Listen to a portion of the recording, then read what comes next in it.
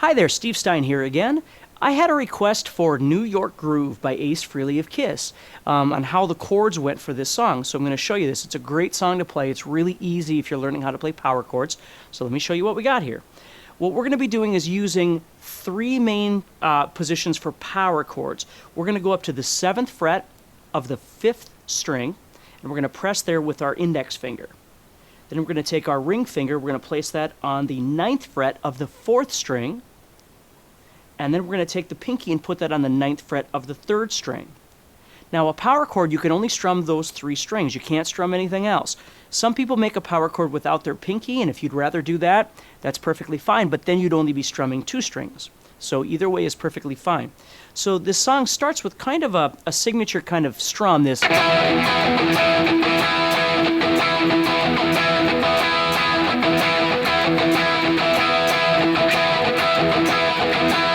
So the big thing is to get used to that rhythm. If you watch my hand as I'm playing, what I'm doing is I'm strumming, and then I'm kind of moving away when I don't want to strum, but my strumming never stops. I'm not like starting and stopping like this.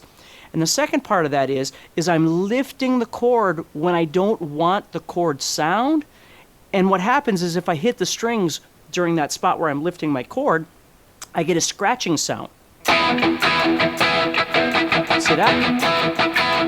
So I'm just pushing down when I want sound. So really I want dun, dun, dun, dun, dun, dun, dun, dun, dun, and the rest of the time I'm just lifting it. I'm not taking my hand off because then I would get an open string sound. I'm just lifting it enough to where the strings will be deadened. When I strum, you're just going to hear kind of a scratching sound. So if I put those together,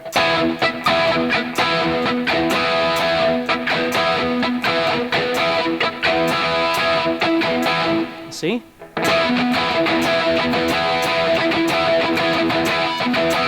It's pretty cool because it gives it more of a rhythmic quality as opposed to just going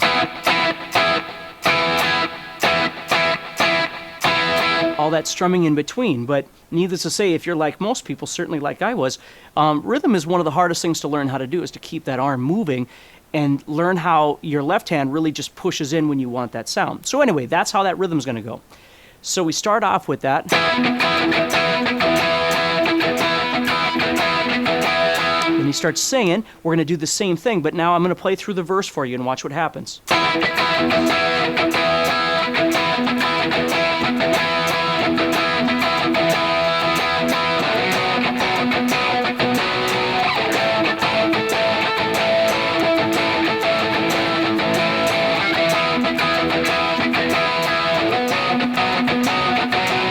Okay? So let me give you a map of what's happening here. In the verse, I'm going from 7th fret of the 5th string to 7th fret of the 6th string to 5th fret of the 6th string, and then I'm going back. Okay? So I'm just making like a little triangle. So if you watch, I'm going from 7th fret of the 5th string up. I'm taking the whole chord and moving it up to the 7th fret of the 6th string. Everybody's going up, including my pick.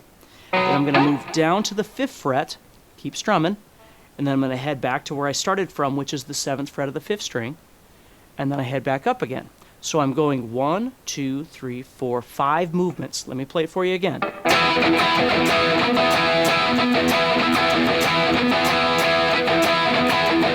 we can move up. Then we move down over here. Then we move back up. Okay? So that's how the verse is going to go. And needless to say, with any song that you're going to learn how to play, one of the single most important things you need to do is listen to the song a lot to get a feel for where you are hearing the chord changes. Okay? As a musician, one of your jobs is to be able to listen to a song. You might not be able to identify what the chords are, but you should be able to listen to it and identify that there is, in fact, a change there, though, even if you didn't know what it was. And then you ask somebody, me or whoever, and we show you where those are. But that way, as you're listening to me play this, you're going, oh yeah, I know where that is in the song. I've heard that.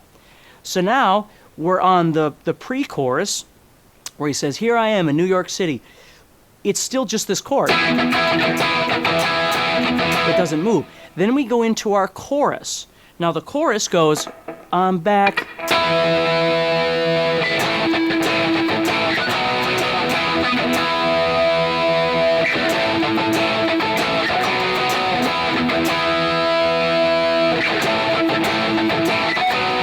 So notice now what I'm doing is the rhythm has changed a little bit. I'm moving from 7th fret of the 5th string up to 5th fret of the 6th string and then over to 7th fret of the 6th string.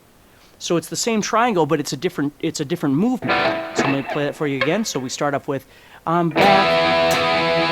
And I can't remember if there's a first strum and then he strums on right after back. Let's see if we were going believe I'm back. Yeah. So you'd have that bum bum and then you'd move into 5. And then you go to 7. So you can hear there that rhythm that's happening between the 5 and the 7.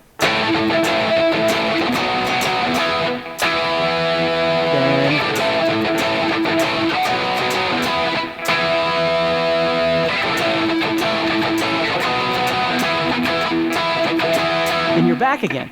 Now, after he gets done with that, he's going to go into the next verse. What he actually does is takes this entire thing and moves up or modulates 1/2 step. So you're going to move from 7 to 8, and 5 would become 6. So the whole thing moves up. So he's going. Then he goes. And he starts the verse.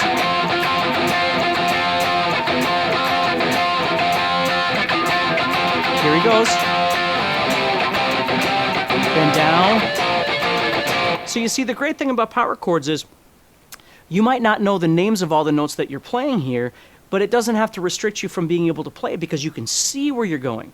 So you're visualizing the 7-5-7 thing, and then you're just moving up and visualizing an 8-6-8 thing, okay? So anyway, I hope that answers your questions about New York Groove. Thanks for getting a hold of me for that song, and please, if you have any other requests, let me know and I'd be happy to make a video for you.